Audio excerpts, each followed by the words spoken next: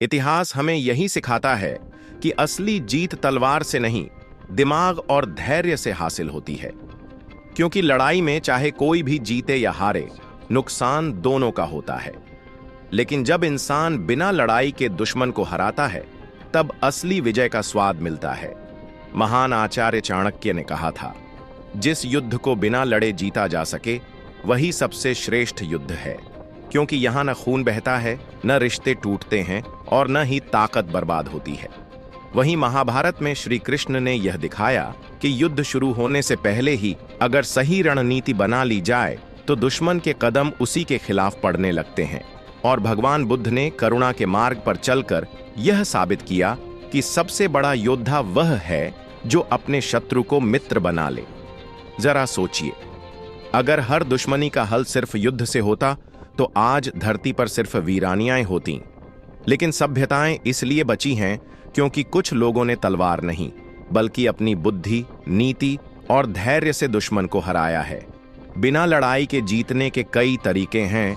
कभी दुश्मन की कमजोरी को उसकी ताकत के खिलाफ इस्तेमाल करो, कभी रणनीति बनाकर उसे उसके ही जाल में फंसा दो, और कभी उसकी नफरत को अपनी करुणा से पिघला दो। इतिहास में ऐसे कई उदाहरण हैं जहां न युद्ध हुआ, न तलवारें टकराईं, फिर भी जीत हासिल हुई। चाणक्य ने अपनी नीति से नंद वंश को पराजित किया और चंद्रगुप्त मौर्य को भारत का सम्राट बनाया। श्री कृष्ण ने महाभारत के युद्ध से पहले ही कौरवों को कई बार उनकी ही चालों में मात दी, और बुद्ध ने अपने धैर्य और करुणा से उन लोगों को भी बदल दिया जो उनके दुश्मन बनकर आए थे। ये कहानी आपको यही सिखाएगी कि बिना लड़ाई के दुश्मन से कैसे जीता जाए।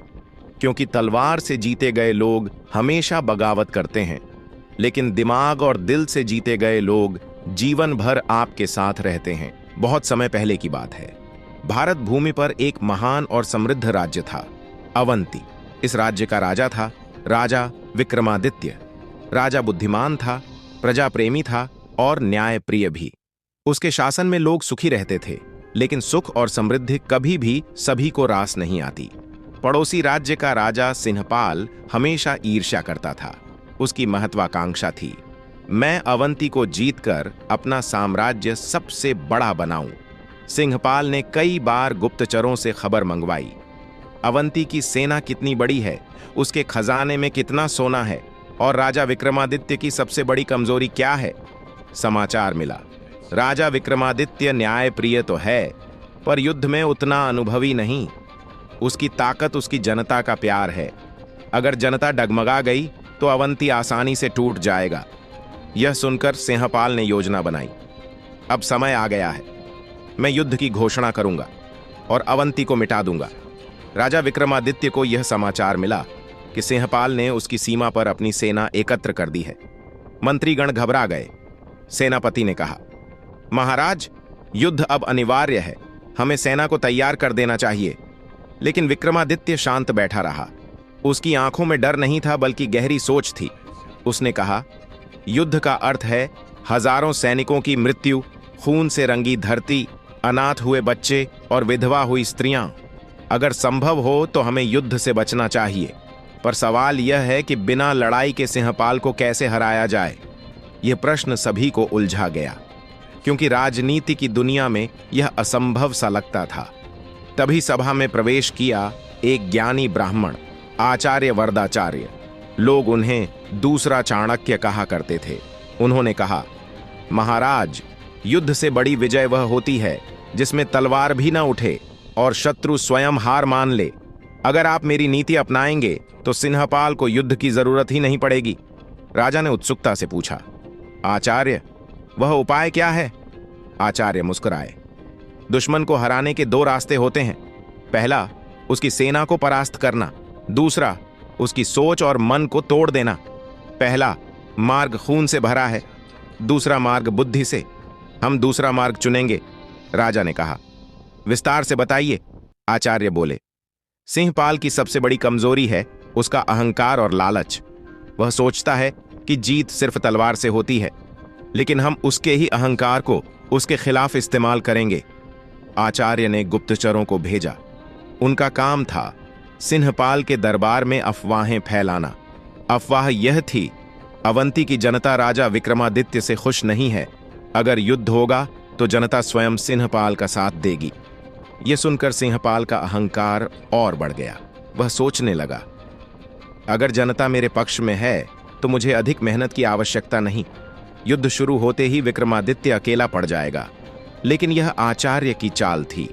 असलियत इसके बिल्कुल उलट थी। अवंती की जनता राजा से अत्यंत प्रेम करती थी। आचार्य ने अगला कदम उठाया।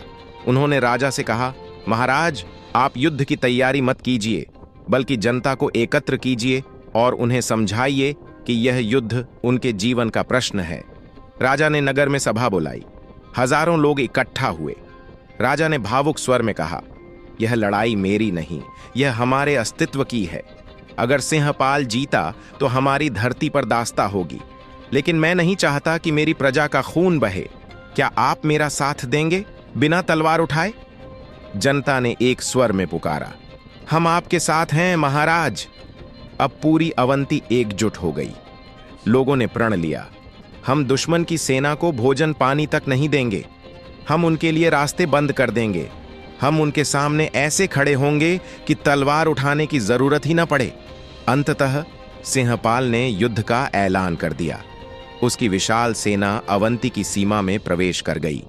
लेकिन जैसे ही वे गांवों से गुजरे, उन्हें अजीब हालात देखने को मिले। न कहीं अनाज मिला, न पानी। गांव के लोग खाली बर्तन दिखाते और कहते, यह सब तो हमारे राजा विक्रमादित्य ने पहले ही सुरक्षित रख लिया है, तुम्हें यहां कुछ नहीं मिलेगा। सैनिक भूख से परेशान होने लगे। कुछ बीमार पड़ गए। सिंहपाल को लगा कि यह तो सामान्य बात है। उसने सेना को आगे बढ़ाया, लेकिन आगे शहर की सीमा पर हजारों आम नागरिक खड़े थे। उनके हाथों में कोई हथियार नहीं था। बस वे एक स्वर में नारे लगा रहे थे, हमारा राजा अमर रहे, हम अवंती को बचाएंगे। सिंहपाल की सेना चकित रह गई। इतना साहस बिना तलवार उठाए? आचार्य वरदाचार्य ने अपनी अंतिम नीति चलाई।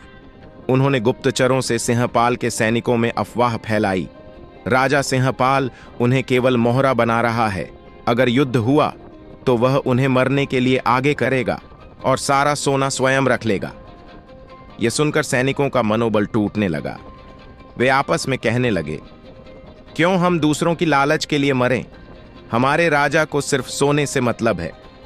धीरे धीरे विद्रोह की चिंगारी फैलने लगी। सिंहपाल को लगा कि सेना का भरोसा डगमगा रहा है। वह समझ नहीं पाया कि यह सब विक्रमादित्य की योजना है। आखिरकार सिंहपाल की सेना भूख, प्यास और मनोबल की कमी से कमजोर पड़ गई। राजा विक्रमादित्य ने एक भी तलवार नहीं उठाई थी।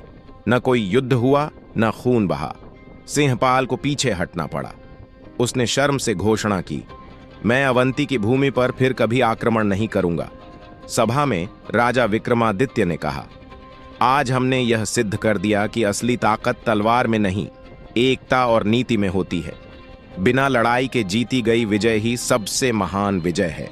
अंतिम संदेश, यह कहानी हमें यही सिखाती है, दुश्मन को हराने के लिए हमेशा हथियार जरूरी नहीं होते। बिना लड़ाई के जीता गया युद्ध ही सबसे श्रेष्ठ है।